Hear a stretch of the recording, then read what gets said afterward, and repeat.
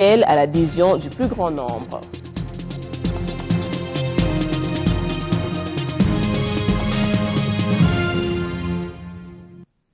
Justin Kalumba Mwanangungu a bien préparé les dossiers sur les contrats signés entre la RDC et l'Angola en matière des transports aériens, routiers, ferroviaires et maritimes, en telle sorte qu'il envoie des avantages conséquents pour le pays.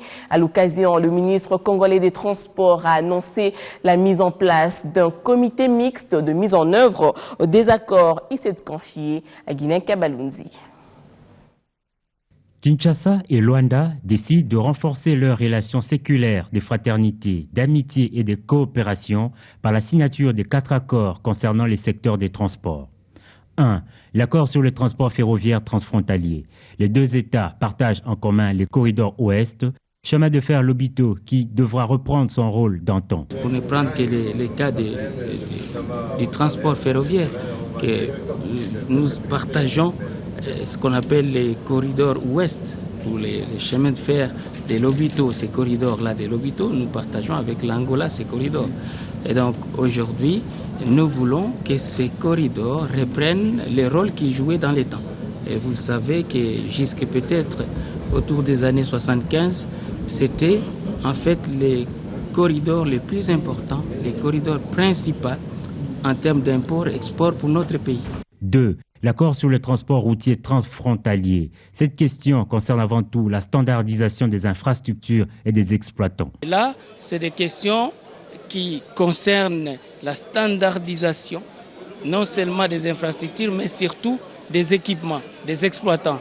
Aujourd'hui, nous devons avoir un accompagnement de manière à éviter non seulement des ruptures de charges, mais aussi cette espèce de multi-contrôle, cette espèce de transit pénalisant entre les 2 pays.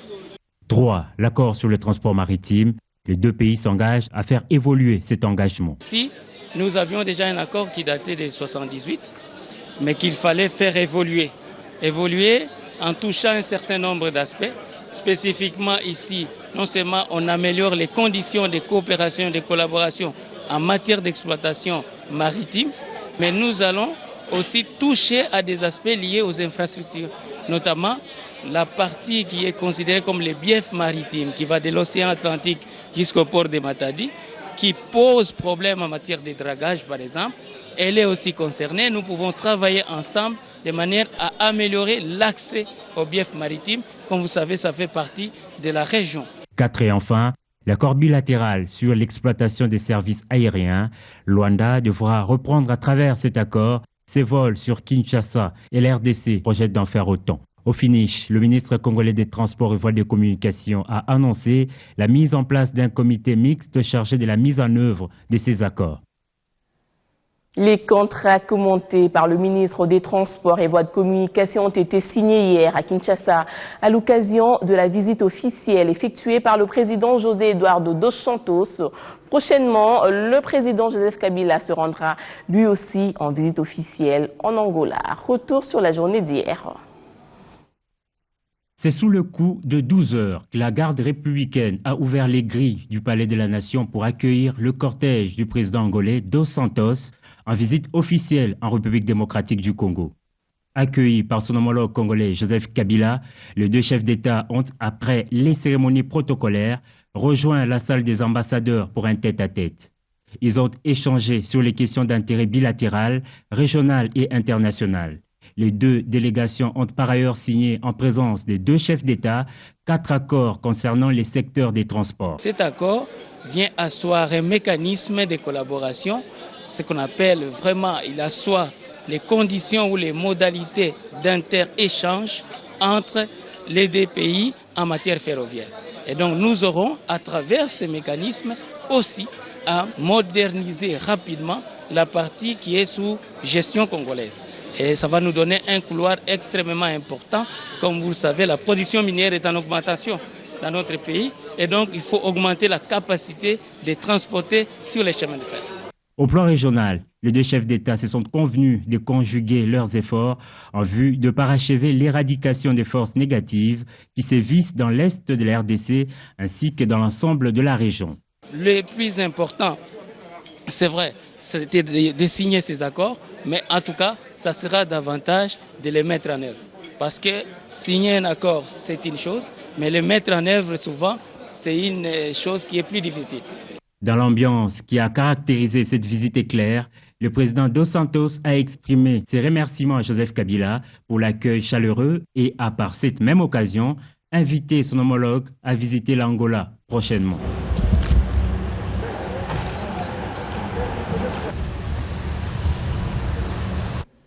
La journée d'hier a aussi été marquée par quelques échauffourées entre des agents de l'ordre et certains manifestants dans quelques communes de la capitale, alors que dans d'autres, tout était calme. Pomme de discorde, la loi électorale, actuellement en seconde lecture au Sénat, après son adoption à l'Assemblée nationale et contestée par l'opposition. Suivez. Matin du lundi 19 janvier à Kinshasa, nous nous sommes positionnés sur le boulevard du 30 juin, à hauteur de l'avenue Batetela. Ici, la situation est calme, la circulation normale. Dans les arrêts des bus, les passagers sereins attendent le transport en commun et l'atmosphère est plutôt bonne. Bon, moi je suis arrivé à peine, mais je constate qu'il y a du calme. Il y a du calme, mais il n'y a pas assez de mouvement. Voilà tout ce que j'ai pu constater. Mais nous avons besoin du calme, nous avons besoin de la paix, du travail, de la patience. Et apparemment, il y a des gens qui sont en train de marcher contre la révision de la loi électorale. Cette information donnée au conditionnel par ce Quinois est bel et bien vraie. Sur la place Victoire, dans la commune de Kalamou par exemple, l'appel lancé par l'opposition a eu un écho favorable auprès de quelques jeunes non encadrés. Ils ont érigé des barricades, empêchant toute circulation. La même situation a été vécue au rond-point Gaba et à Yolo.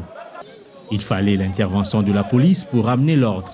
Intervention qui a quelque peu tourné en accrochage entre policiers et population. Mais aux dernières nouvelles, le calme est revenu très rapidement dans ces coins de la ville. Une tension a été également observée avant le retour au calme dans la ville de Goma, selon notre correspondant Patrick Sialouha. 300 000 $ américains est le montant que la première dame de la République, Olivier Kabila, vient d'octroyer à la ville de Goma pour l'achèvement des travaux de réhabilitation, tronçon routier, rond-point Sinière, voilà, long de 1,8 km. Un tronçon en pleine réhabilitation avec le soutien des opérateurs économiques de la place. Olivier Kabila, véritable femme de terrain, a tout d'abord visité ce tronçon en début d'après-midi avec le gouverneur de France, Julien Kaouya, qui est enquérir de l'évolution des travaux. En remettant cette somme, Mme Olivier Lembe a affirmé que le raïs Kabila Kabangé est plus déterminé non seulement à moderniser Goma, mais aussi à rétablir la sécurité partout au Nord Kivu. Au nom des opérateurs économiques, Berti Kirimwami, vice-président de la fête Nord Kivu, a remercié ces dames de la République pour ces gestes qui témoignent selon lui son attachement au développement du Nord Kivu. Nous parlions d'une tension qui a été observée à Goma avant le retour au calme dans la ville de Goma, selon notre correspondant Patrick Sialoua, que nous allons vous proposer dans notre prochaine édition. Comme il fallait s'y attendre, le gouvernement a donné son appréciation sur l'appel à la contestation lancé par l'opposition, suivant le porte-parole de l'exécutif, Lambert Mende Malanga. Tout individu en République démocratique du Congo a le droit d'exprimer son point de vue. La méthodologie utilisée qui est criminelle, parce qu'elle est attentatoire aux lois qui sont en vigueur dans notre pays. Dire aux gens de marcher sur le Parlement, dont le siège est déclaré inviolable selon la loi congolaise, c'est violer la loi, s'exposer à des poursuites pénales.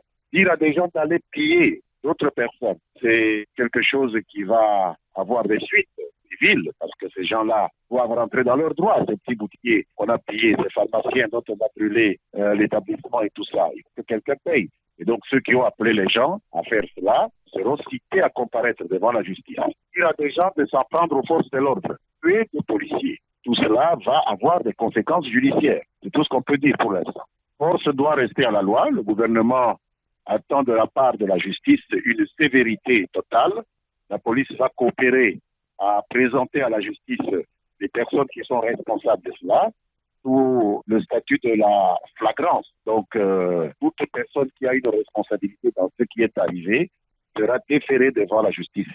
C'est le seul moyen d'éviter que ça ne recommence. Nous appelons la population à continuer à faire preuve de la même pondération qui a permis aujourd'hui à la ville de fonctionner, même s'il y a eu des perturbations. Nous demandons à tous ceux qui ont subi des déprédations, des pillages, des actes de vandalisme, de le reporter immédiatement aux autorités policières, municipales et judiciaires, parce que des procédures judiciaires sont en préparation contre les responsables de ces actes. À Béni, dans le Nord Kivu, on se réjouit d'accueillir la première dame de la République, Marie-Olive Lembe-Kabila, tout est mis à contribution pour que son séjour se passe dans la quiétude. Des présumés délinquants accusés d'enlèvement ont même été arrêtés. Erika Smouissi.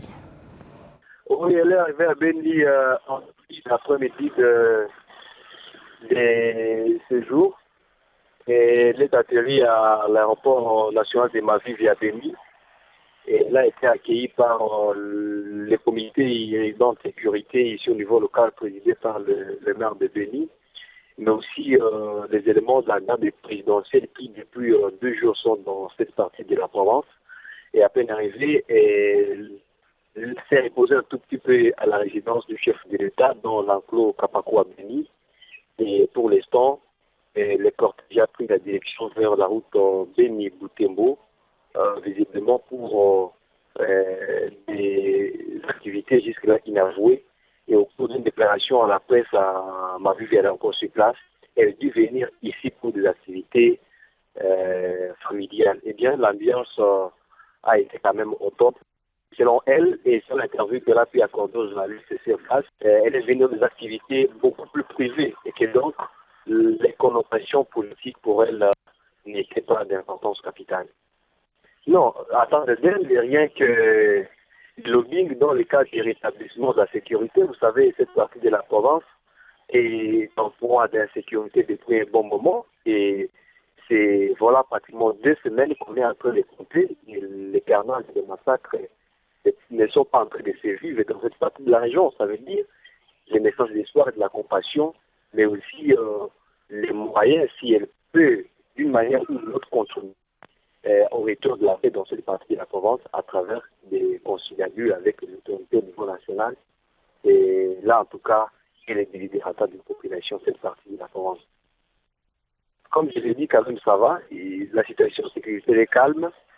Il n'y a pas vraiment beaucoup de cas à déplorer. Mais la ville demeure sous la mesure de pouvoir faire partie de 18h30 personnes de circulent jusqu'à 6h du matin. Et c'est là pour éviter la diversion de l'ennemi qui, jadis, était confondé avec la population quand il perpétrait des massacres.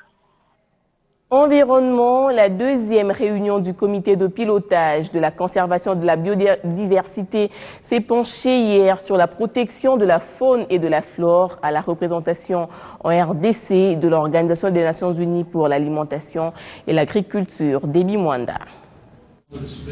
C'était dans le cadre d'évaluer et valider le rapport élaboré par l'équipe du projet 2014 sur la gestion durable du secteur de la faune sauvage et de la viande de brousse en Afrique centrale, plus précisément en RDC, que la FAO a tenu une réunion en prélude du comité de pilotage national. Nous sommes en train de mettre en place 2 sites, à savoir Madouga dans la province du Bas-Congo et le bassin de Kisangani dans la province orientale.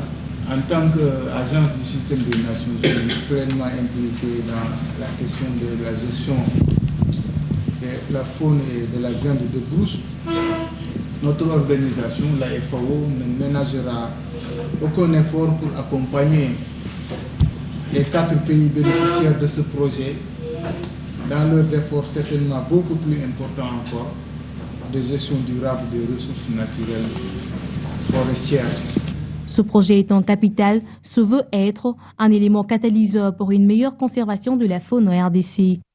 C'est un projet de gestion participative de la viande de brousse, c'est-à-dire on veut mettre en place un système de gestion de la faune qui s'appuie sur la participation des communautés locales. On voulait prendre en compte non pas seulement la conservation de la biodiversité, mais aussi la prise en compte des intérêts des communautés locales et surtout l'amélioration de leurs conditions de vie.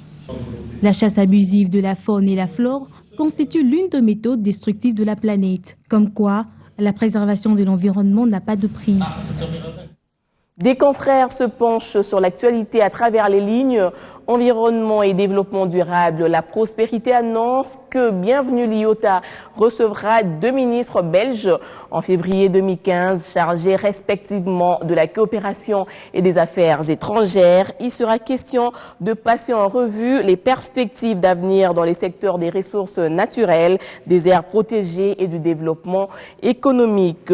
Professionnel de coopération extérieure, Maître Bienvenue Liota a reçu les vœux du Royaume de Belgique et les civilités de Michel Lachenko. Ce dernier a souligné que la coopération belge est au service de la population congolaise. Claude Leroy crie dans les colonnes du soft au complot.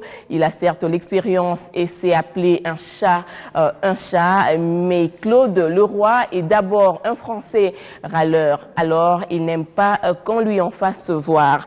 Pour avoir perdu du temps dans les embouteillages et n'avoir pas eu la clim dans le bus, il râle et soupçonne le pays d'accueillir, même s'il s'appelle la Guinée, sauveur de la CAN. En sport, 30e édition de la Coupe d'Afrique des Nations. Les Léopards poursuivent leur séjour en Guinée équatoriale. Le prochain match vers la RDC fera face au Cap-Vert jeudi. Entre-temps, Yannick Bolassi est au repos après avoir subi une légère lésion à la cuisse gauche et l'infirmière croit qu'il est prêt à 90% pour la prochaine rencontre. Le Cameroun affronte le Mali pour la première journée du groupe D et un peu plus tôt, la Côte d'Ivoire sera face à la Guinée-Conakry. Hier, l'Algérie a battu l'Afrique du Sud par 3-1 et le Sénégal a renversé la tendance face au Ghana. Le score s'est soldé sur la marque de 2-1. Et voilà, c'est sur cette note de sport que nous mettons un terme à ce journal. Merci de l'avoir suivi et restez branchés sur BION Télévision.